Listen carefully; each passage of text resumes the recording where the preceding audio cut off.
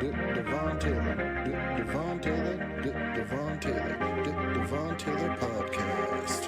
Devon Taylor, Devon Taylor.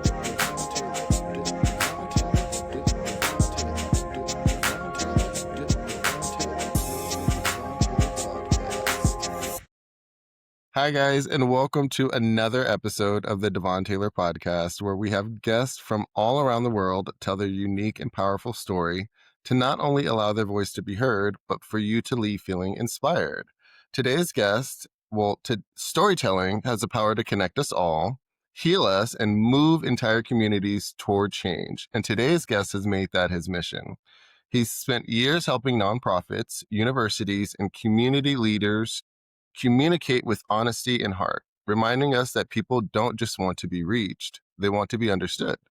He's the founder and chief storyteller of TellWell, a creative studio helping mission-driven organizations turn purpose into impact. So I'm honored to welcome to the show, Kringen. Hello. Hi, Devon. That was such a kind intro. Oh, And I feel like extra poignant in saying that because I didn't write it. And so, Devon, thank you so much. I'm so excited to be on with you. yeah, I'm excited for you to be here. I could tell right away when you jumped on my screen that you were just going to have such a positive and lovely spirit about you. So I'm excited to interview you and just get to know you more. But Ditto. I would love to start off with just like where you started with your mission, kind of with TellWell. How did that come about? If you can kind of just let us in. Yeah. So I will say I didn't have the language for storytelling right away. But what happened was I have kind of been a little bit of an entrepreneur all of my life. I love telling stories. I was a speech kid in school. I was a theater kid. And even earlier than that, I recognize like one of the most powerful ways to connect to people is by listening and by sharing stories. And so as I mentioned, I don't really think that I realized it was storytelling per se at the time. I just knew like what the connection felt like. And if we go way, way back to little baby Max, maybe not quite baby Max, but like 6, 7, I would have summer camping trips with my grandparents and my grandpa Herb and my grandma Alice. And you know, we'd be camping at Lake Sakakawea in the middle of North Dakota. And at night, after the super long day, the adults would be playing pinochle and the air would be full of laughter with me and my cousins. And after the pinochle game was gone, everybody was good and tired. My grandpa Herb would actually bring us around the fire and tell us these incredible ghost stories. And like now that I think back to it and I like remember those and I have these conversations with my cousins, it's like it's storytelling 101. He knew his audience, he'd build the scene, we'd all lean in. When he like had the perfect line, like we'd jump. Sometimes he would even coordinate with my grandma Alice to like grab somebody, right? And he would just make us feel that. And so I've been trying to recreate that feeling kind of my entire life. And so as I graduated from college and I got into my first big kid jobs, part of my job was to work with marketing agencies and these folks that were supposed to help us tell our story. And I would leave feeling just icky. Like I don't feel smart. I don't feel seen. I don't feel heard. I don't feel like the stories that I want to capture to connect with our audiences are being well received at all. And so TellWell was really a bit of um, a love letter to our community to say, hey, I want to help people share better stories. I want to help people connect with their audiences, whether those are donors or potential students or just their customers. And so that was 11 years ago that we took TellWell full time, and holy smoking rockets, we've been sharing great stories ever since. That's a beautiful, and it's so. I think what's the most beautiful part about your story is that it connects to your childhood, with your grandpa and him being able to tell stories. And now you're kind of recreating that. And in a way where it's your life now. So how does that feel to like look back in those moments and to what you're doing now? You know what's interesting is that there is a weight to it that maybe I didn't realize would happen, because it feels like, oh, we're just creating videos, oh, we're just creating campaigns, oh, we're just creating brands that or a website to get more people to donate, to get more people to buy into what you're doing. But I'm currently in the process of writing a book about how do we tell better stories, and how do we use kind of our natural cycles and like seasonality to connect with people better and more purposefully. And what's been super interesting in this is like I didn't realize like how much weight um and like how not heavy that weight is, but like it feels like a big responsibility to be sharing the stories both about like my grandparents, because my grandpa Herb and my grandma Alice are kind of a through line through the whole thing. And it's incredible to it feels like a big responsibility, but it's also this like gift, like in the same way that my grandpa Herb passed away before we ever got before we ever started TellWell. And so like I don't think he recognizes, and he will never recognize the impact that he's had on like hundreds of organizations and like thousands of people. And like take it a step further, you know, we're helping to raise money for women's shelters and food banks and Audubon societies, and like the number of people and places that he's had a direct impact on, like it's both heavy as a responsibility, but also pretty incredible. And I feel very, very fortunate to be in a place that allows me to do that and do it really authentically. Yeah, no, I relate 100% because I find myself in the things that you find yourself doing, having the most purpose in, uh, can have the most, like you said, weight. And so when you said that, it instantly struck inside of me. And yeah, I mean, I could 100% understand where you're coming from. Well, Devon, can I hate it when people do this to me on my podcast, but I'm gonna throw it over to you. Please. What does that responsibility feel like to you? What does that gift feel like to you? It does feel like a huge weight at times, to be quite honest. Even when it comes to connecting with other people, hearing their stories, hearing how much they're in their purpose. And I think that's really what I strive or want this podcast to be about. It sometimes makes you question, where you're at, what you're doing, and how you're showing up in life. And I think it can be, as much weight, that comes with, trying to step into your purpose. I think sometimes it can be truly confusing. And I think that's why a lot of people will stop, and Yes. not push forward and not go with what their gut is telling them. And It's too vulnerable. yeah, Right? It's I, like, "Oh, I yeah, wanna let you in a little bit. I don't wanna let you all the way yeah, in, because if well, I let you all the way in, then I'm giving you the power." And I think to the point of this podcast, as well as just story in general, story to create change, it is creating that vulnerability to let people in, to let people opt in to your story.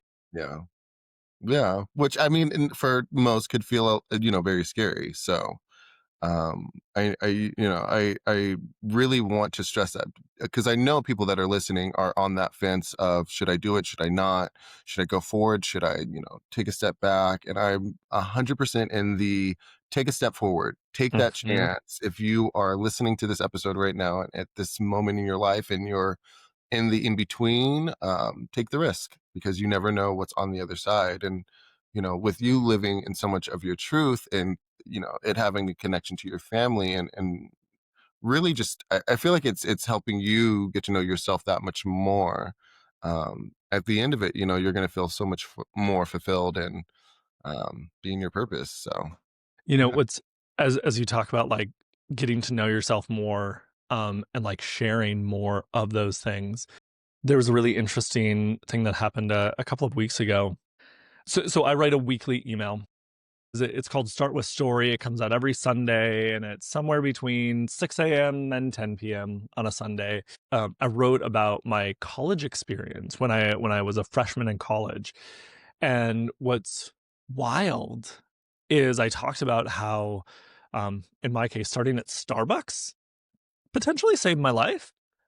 Because like it was a suitcase college, and everybody was gone for the weekends, and my family lived 3 or 4 hours away, and so I was like really lost, and it was hard to make friends because everybody was leaving every weekend, and it was in rural Minnesota, so it was like what are we doing? Where are we going? And as I shared that story, I just kind of took it for granted that my family knew about it. And my dad was like, "Hey, I didn't know that. And I'm sorry for not for not recognizing it." And I was like, "Thank you, one, and two, how the heck could you?" Right? Because just as you talk about, like we put up the story that we think we should be telling instead of the story that feels even more authentic. Share the real story, not even the more authentic story, just like the real story, No. right? And so he could probably see hurt, he could see frustration, he could be like, "Why is this kid coming home 2 or 3 weekends a month?" When I'm like also saying like, "Oh, I love it down here. It's great." Meh. Mm, And so it was fascinating because the moment that he realized that there was more to that story, he was like, "And I want to know more. And I want to like be a different version of that, like as we come together." And so I think like there's this interesting responsibility to the storyteller mhm. about sharing that story and sharing it authentically.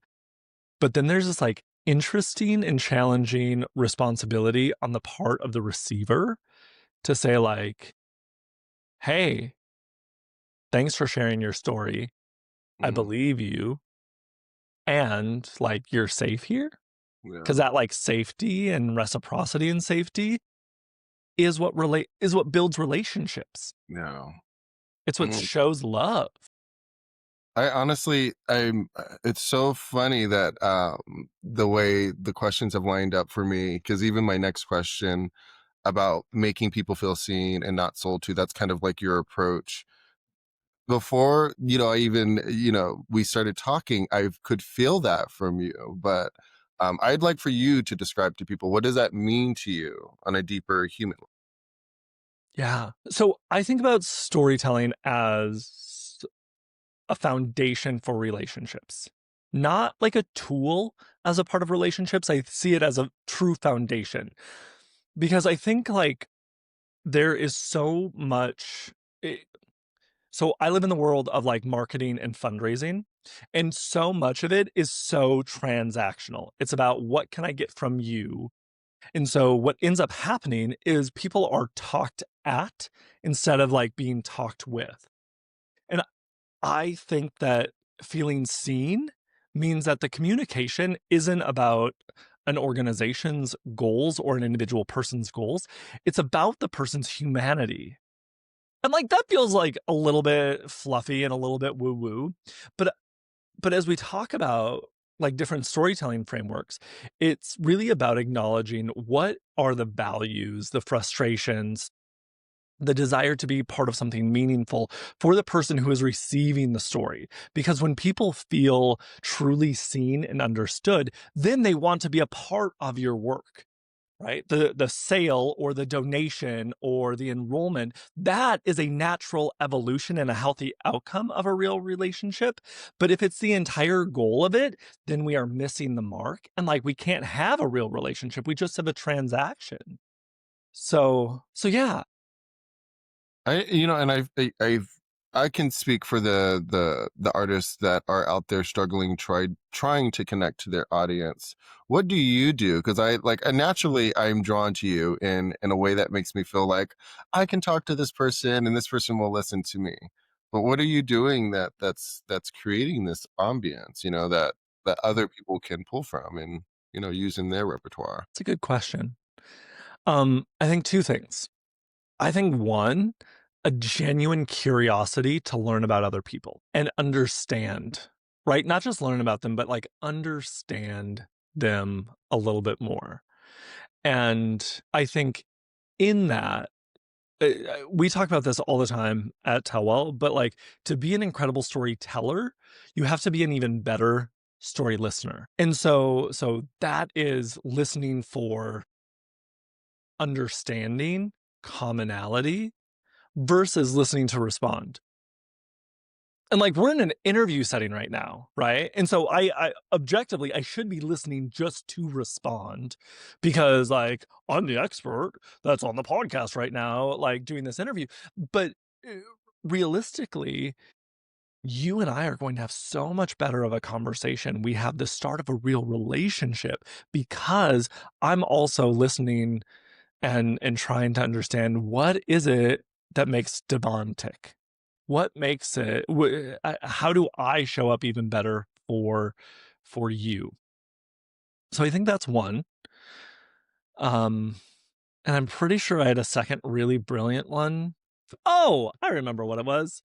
Uh, and this feels really uncomfortable. It's being your real self, like being your true, authentic self, because in in a world of like TikTok, I just came from an event where I got to present with my friend Whitney, and she does ads, she does digital ads, and it used to be that like for video and video in the social media sphere feels like it's been around forever. It's really been around for like 10 years. And so like video, we used to say it took like you had 5 to 10 seconds to like capture somebody. A couple of years ago, it was like 3 seconds. You got 3 seconds to hook them. In our TikTok world, we have 0.5 seconds. We have a half a second to hook somebody to say this thing matters. And so in that, I think the thing that we lose is our humanity. Mm-hmm. And so what I love to share with people is like, be your real self. The likelihood that it comes up, I have kind of a cutesy way of talking about it, but I refer to myself as a rainbow dot in a red state, right? I live in North Dakota, a wildly conservative state by a lot of in almost every way, right? But what's fascinating is I still have the ability to connect with audiences in a different way because I am trying to figure out what is our shared humanity, not what others us. Yeah. And I think that allows me to be more authentic. Now, have we lost clients or stopped people from working with us because of that? Likely, probably. I can almost guarantee it. And I host a couple of different podcasts, and one of them is called Pride Stories, and it's really like a, a welcoming in of getting folks to share their stories. We actually, even though we have a podcast for our company as well, that is the podcast that the banner is across the top of our website, and we use that as a little bit as a filter, right? To say, hey, this is what we believe in. We believe that everybody has a story to share. And when we say everybody, we mean everybody. And we're really excited to share those stories with you. And I also have to say, like, I didn't come to that authenticity easily or quickly. I'm from a town of 800 people in a wildly conservative state. It took me a while to get there, so I'm not going to pretend like it's easy or it's fun or it's all sunshine and rainbows. There are a few rainbows in my story, but yeah. So authenticity as well. Yeah, I love that. And I love that you mentioned that you have 2 podcasts. If we can, after, I want to make sure that we put them in the show notes so that if anyone wants to listen, they can go and support in that way. Heck yeah. Yeah, but you've worked with so many purpose-driven organizations. What do you think makes a story truly, well, I mean, you kind of answered it, truly authentic versus performative, I would say. Yeah. I mean, Well, I think we can dig even a little bit deeper into that because there's really this difference between, and not even a difference, but it comes down to like, especially for purpose-driven organizations, I think two things: agency and dignity. Because I think too often, just what we talked about, like organizations want to be performative. They want to make the story about themselves.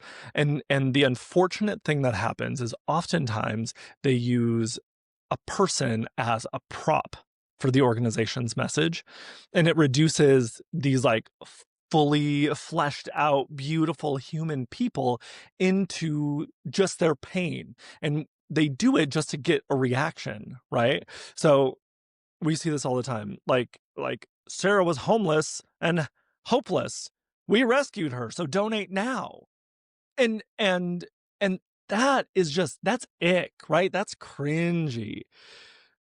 I think that part of our opportunity and our obligation as storytellers is to really create authentic stories that honors that person's agency, where it might sound more like Sarah spent 3 years figuring out how to survive. When she was ready, our program was there to walk with her. Today, she's helping others discover their own journeys. Right? So the second version of that honors like the strength and positions the organization as the helpful guide and not the savior, right? Because that savior complex just always gets in the way. Authenticity, admits the messy middle. And I think it shares, we learn so much more from failure than we do success. And I think that's what makes humans so cool, right? We're messy. And when we recognize that business to business, business to consumer, we're all humans. And so when we put humans at the center of the story, incredible things can happen. Yeah. And I think so many, I can even speak for myself in this moment. So many of us try to be so perfect, and with you saying what with about TikTok, the 1.5 seconds to catch someone's attention. Now, I mean, how do we perfectionists find success in a world where you've only got 1.5 seconds to get someone's attention? Well, I think part of the question is, why are you sharing that story? Yeah. Right. And so I think it really depends on, are we going for vanity metrics? Are we going, like, do we want to become viral? Do we want to be featured on the For You page? Or do we really just want to share our story with one other person? Do we want to share our story with maybe a few more than one other person? I think, even like as a podcaster, I know like I can sometimes get frustrated when an episode has 100 or 200 or 500 downloads, and I'll be like, gosh, that was great content. How did that not hit the people? How did they not find it? But then you reframe it a little bit and you say, if I got to share that story with one other person, that would be enough. Now imagine an entire movie theater or theater full of people, right? Because that could be a 100-seat theater, that could be a 500-seat theater, and you just got done sharing this really authentic, really great story with them. You'd be like, hells yeah! Did you just see that thing that I did? I killed it. And yet we use these vanity metrics to say it didn't go viral. But what if we stop trying to go viral? What if we stop trying to get that hook down to the first second or half a second? And what if we let people into that more authentic, real story to like make change? Ooh, that's a big question, right? Like, and it's not an easy one, right? And it might sound a little Pollyanna-ish to be like, what if instead of like 1 million downloads or 1 million views of my videos, what if I got one friend from it? I can tell you which creator's life is going to be richer. Got a bunch of random bots and people interacting with your content, or you have one new really great friend. I'll take a really great friend any day over 1 million views. That's something I didn't expect from podcasting. I've Ooh. had a lot of different guests on here and a lot of different stories, but connecting with the people after was something that was a pleasant surprise, I would say. Yeah. I think I'm a big fan of like Donald Miller and StoryBrand. And what I love is that if you so I first discovered StoryBrand right away in the pandemic, and thank goodness, like it. I listened to every single episode of the StoryBrand podcast, and one of the things that he talked about, and love him or hate him, you can choose what you want to do with Donald Miller, but one of the things that I loved was his authenticity and saying, one of my favorite things about podcasting is that I'm getting an MBA with people that are way smarter than me, have way cooler things to share, and I'm getting all this consulting for free. Okay. So surface level, sweet. But here's the thing. That man now has a Rolodex of the world's most powerful storytellers. And because he helped give them a voice, because he helped amplify their voice, he also has a ton of friends that he can call on at any point. Like, It's build that crazy. Rolodex. And if It's people don't know what a Rolodex is, crazy. you're just going to have to Google it. Sorry.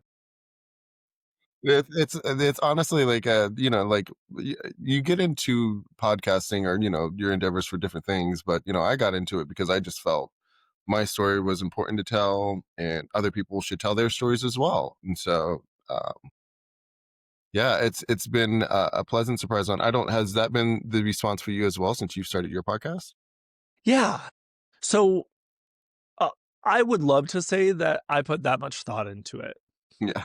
I started a podcast because I was like, we need a podcast. And what's funny is as we talk about like that messy middle part, we've been talking about creating a podcast for 8 years, right? And we just launched it last year. And so what's wild to me is that even though we preach authenticity, show the messy middle, show your real self, we were too afraid to do it.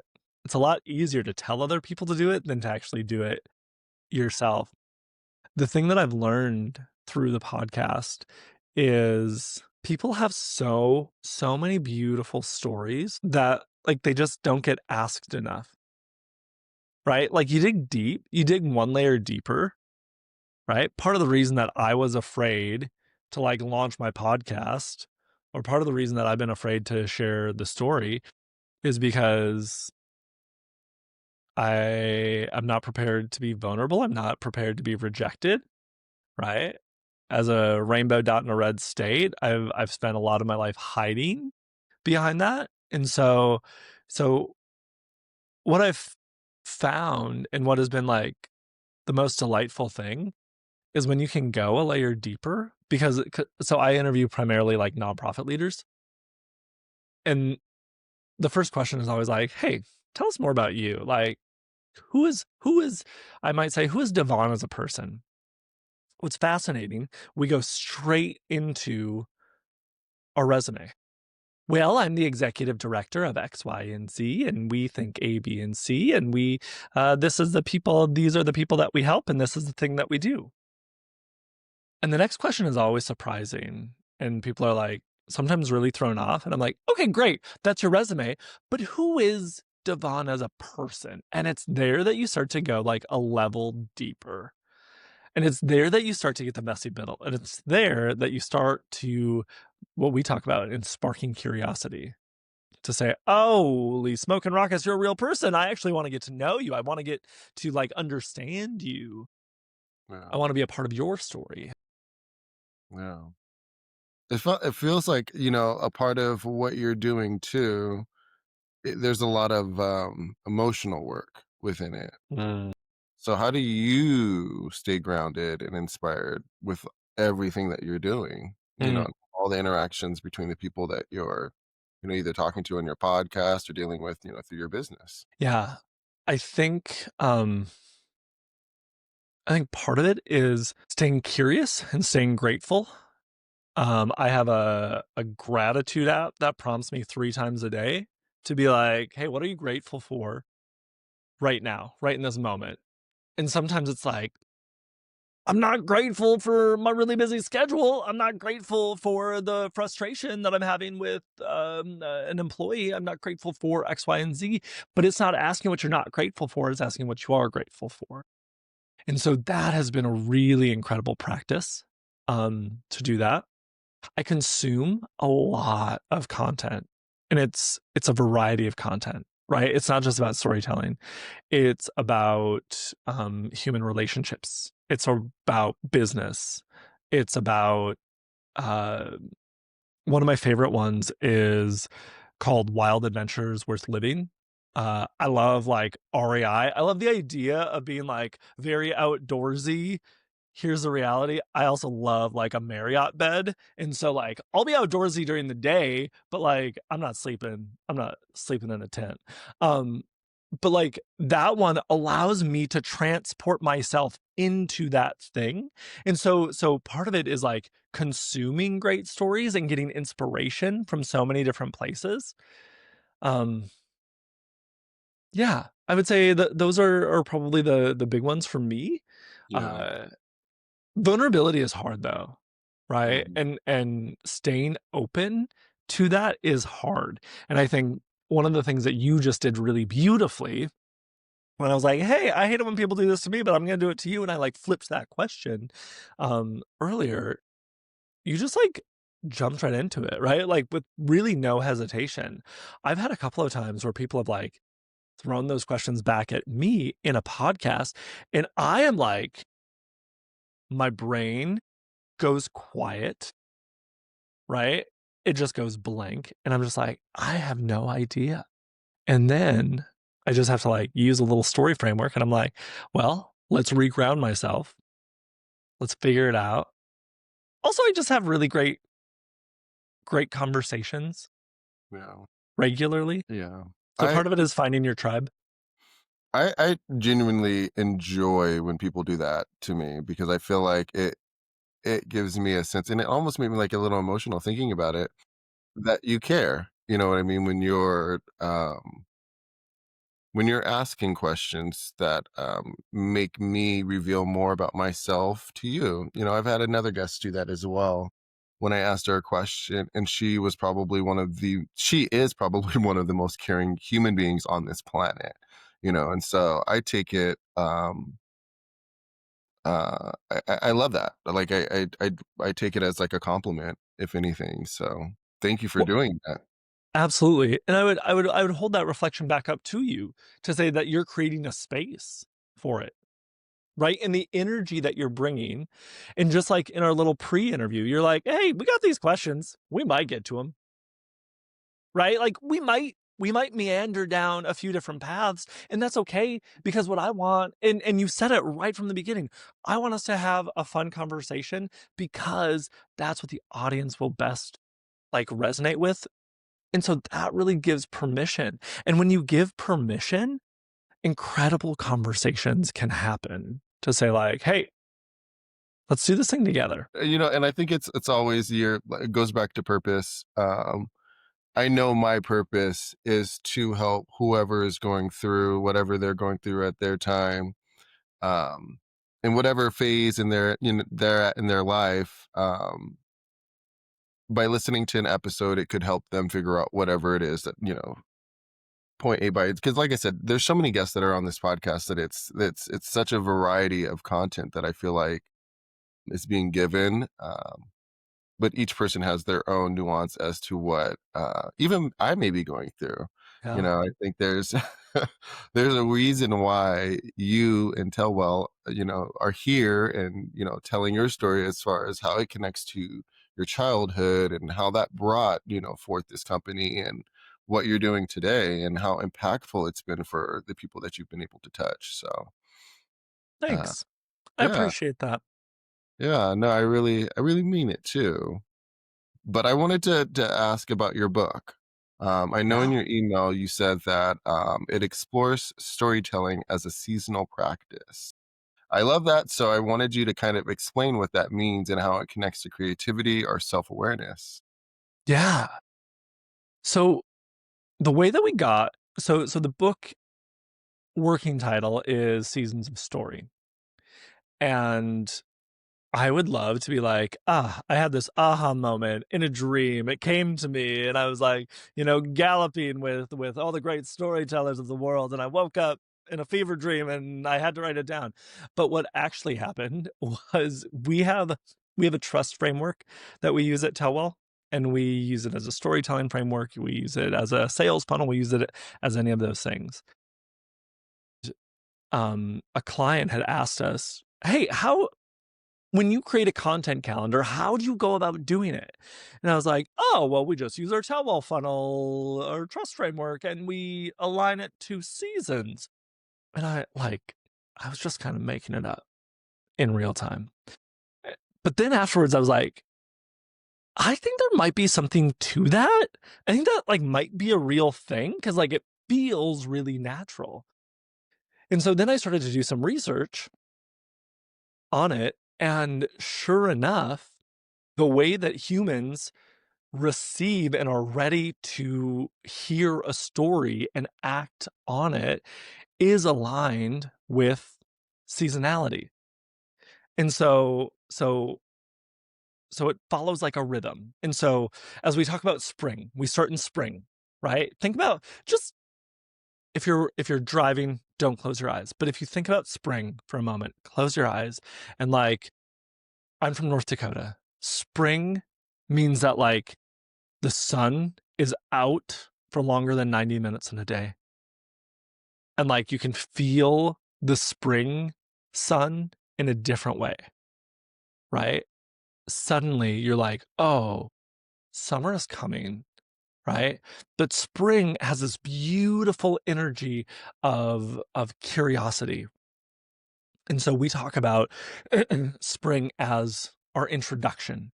And so it's about sparking curiosity. It's about planting seeds. It's about sharing origin stories. And the energy is all about new possibilities. You want people to think, could this thing be for me? Okay. Only then can we start to educate our audience on what it is that we do. So that's our summer energy. This is the season of growth.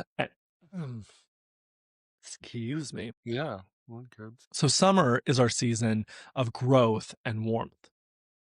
We build trust by being really consistent and transparent, and we show our work, right? And so this might be some of that messy middle, like showing behind the scenes of how X, Y, or Z gets done, showing the behind the scenes of what does it actually take to produce a podcast, the behind the scenes of what does it actually take to run a food bank, whatever those things might be. It's only when we've sparked curiosity and we've shown them that, hey, we know what we're doing because we're uniquely equipped to do it, that we can go into fall. Fall is our engaged season. And so this is really taking all of the seeds that we've sown and we've cultivated and we made beautiful. And this is about harvesting those stories. So now that we've built the trust, this is our season to make a clear call to action. One of the saddest things I think in storytelling is that how many times do you hear a great story and you're like, what do I do next? No. So I talk about this as TED Talks, notorious for this. I refer to TED Talks as inspiration porn, because you're like, yeah, I can do that thing. I'm really excited about this. But then the moment that thing is done and you go back to your desk the next day, you're like, what the hell do I do now? It's inspiration porn. And so what we do is we give a really clear call to action. Mama Brene says, clarity is kind. And so let's create some clarity about what is that next step. And then we go into winter, right? So we've had these beautiful seasons. We've had 9 gorgeous months of goodness. And now we go into winter. Winter in North Dakota is rough.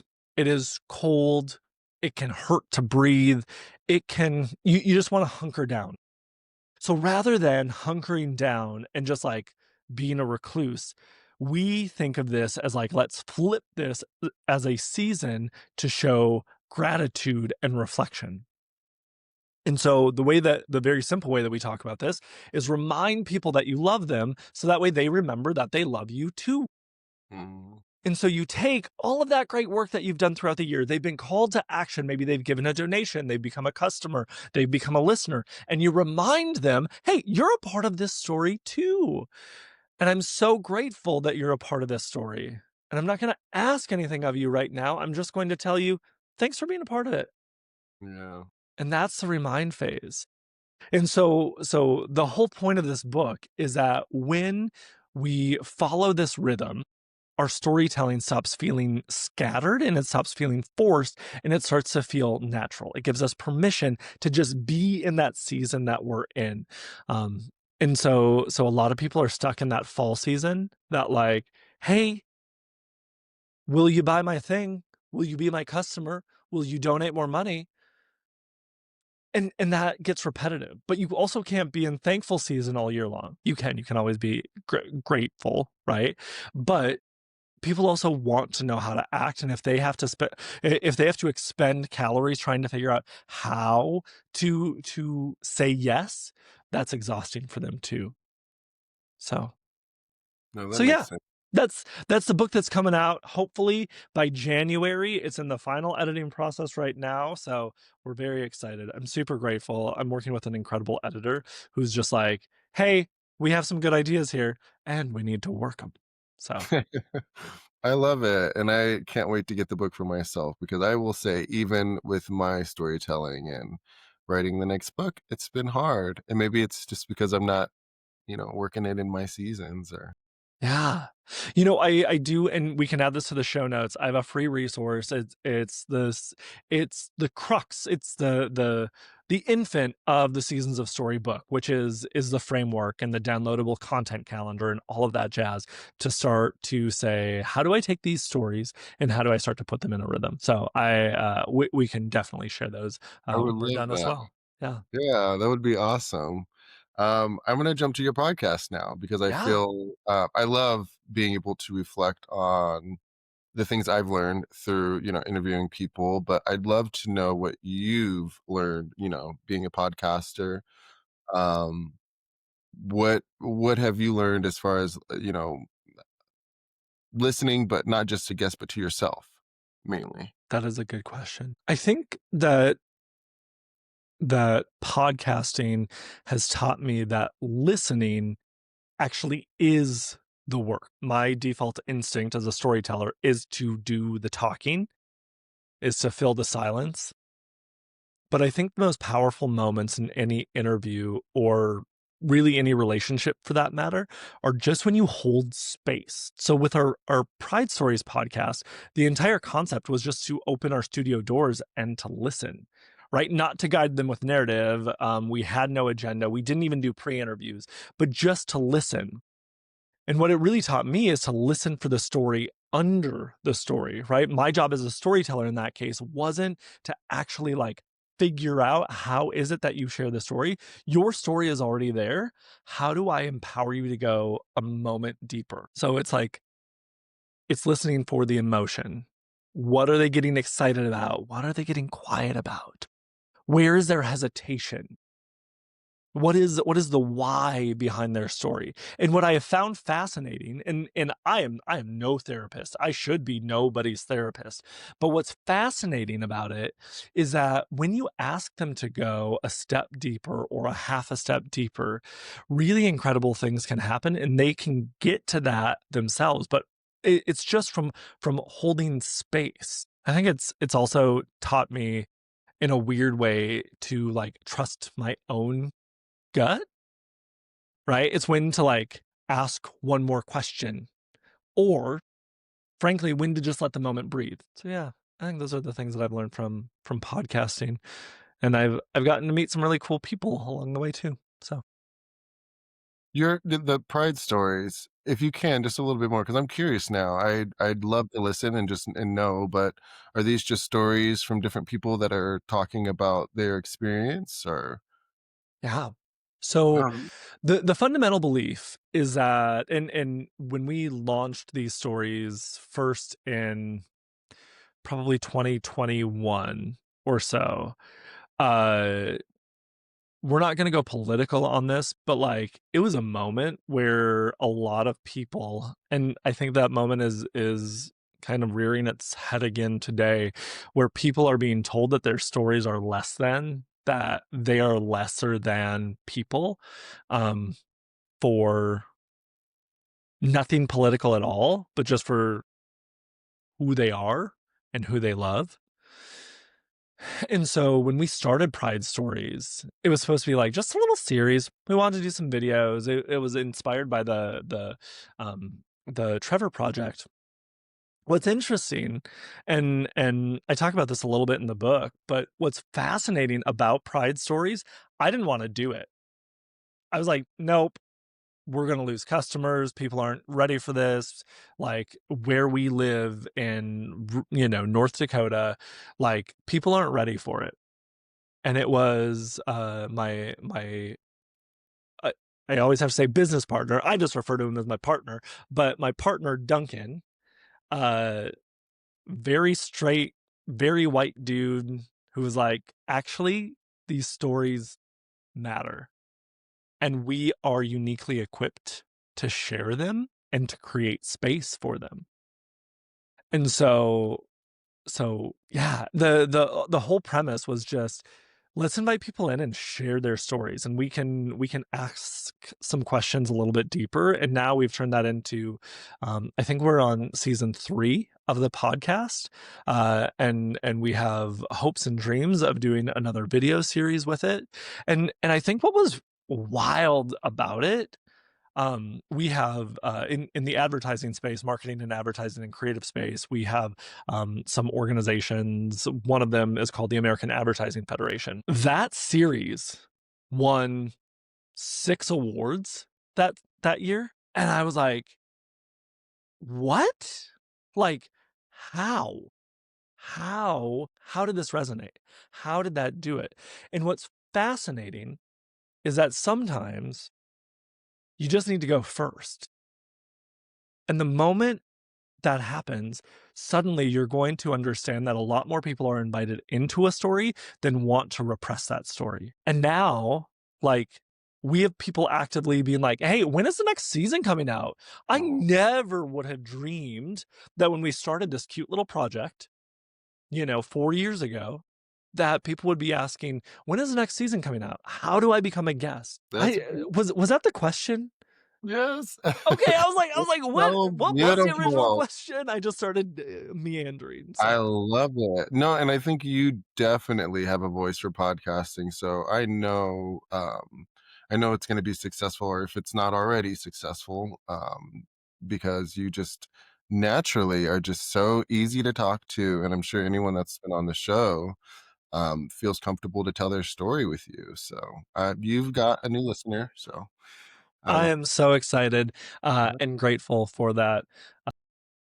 Not to make too many jokes about it, but I also love to say I have a face for radio. Yeah.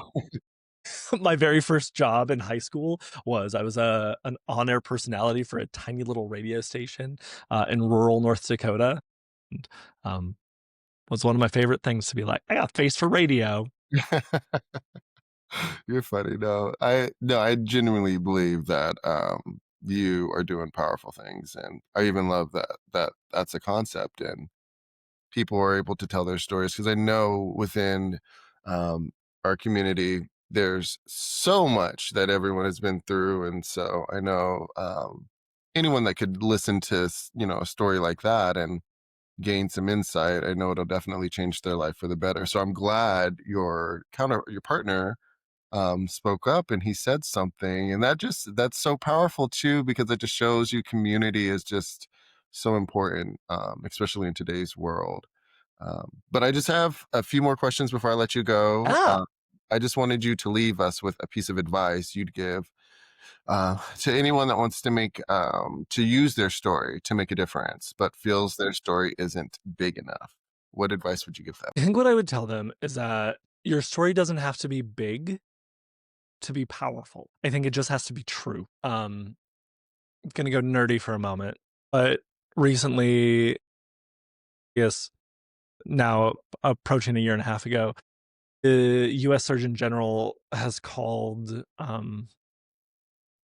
the epidemic of loneliness as one of the scariest things that we're going to deal with in our lifetime. And I think we're living in a big and flashy, spaced and polished stories are the ones that actually get ignored. I think that the stories that break through and the ones that connect are like small, human, and authentic moments. I think of them as like the times that you felt awkward, the times that you learned something the hard way, the specific and personal reason that like you care. I'm a firm believer that people connect with moments. They don't connect with mission statements, and they certainly don't trust marketing. And so I think as we talk about that idea of their story not being big enough, I would argue to say your small story is the one that might make somebody feel seen. And without being too corny, I don't think that's not just big enough, but that's everything. Is making somebody feel seen and feel heard and feel human. Absolutely. I agree. I just have one more. How can we all start showing up more authentically in our work, in our words, in the stories we tell every day? I think it starts with just a very, very simple shift. And I think that shift is just choose to be human instead of trying to be impressive. And that's it, right? Ask one more question. Listen more than you talk. I should be heeding my own advice as we've had this conversation because I want to know more about you. And so I think you're going to have to come on TellWell the podcast because I want to know more about the Devon Taylor show.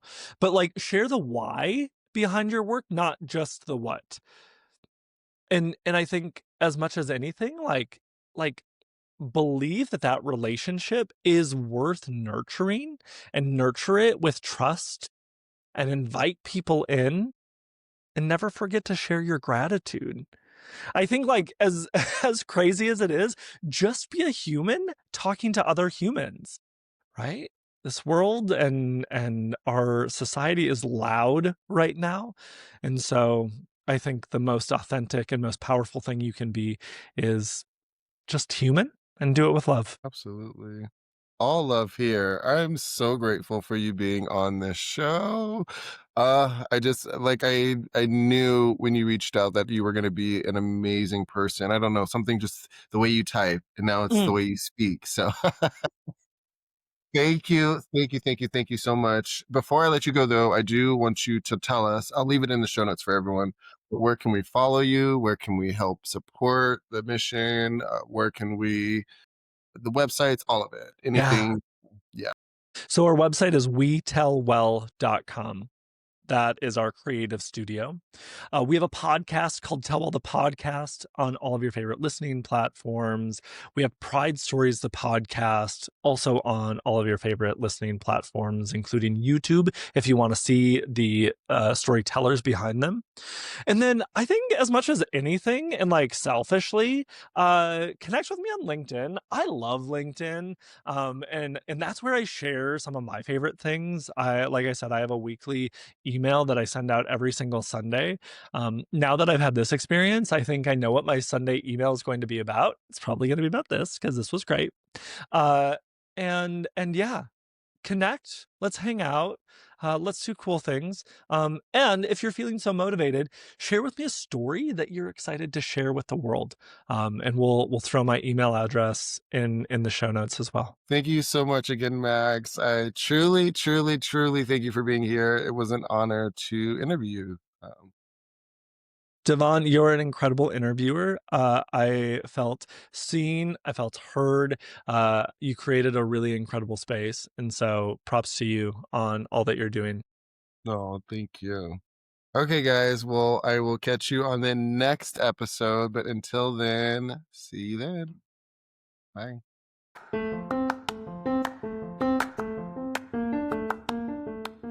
Hey guys, it's Icarus here. And Amelia. And I'm here to tell you if you'd like to join our brand new adventure. Go to DevonTaylorAuthor.com to learn more. And check out the cool items like the new bucket hat. Yeah, and so much more. See you guys there.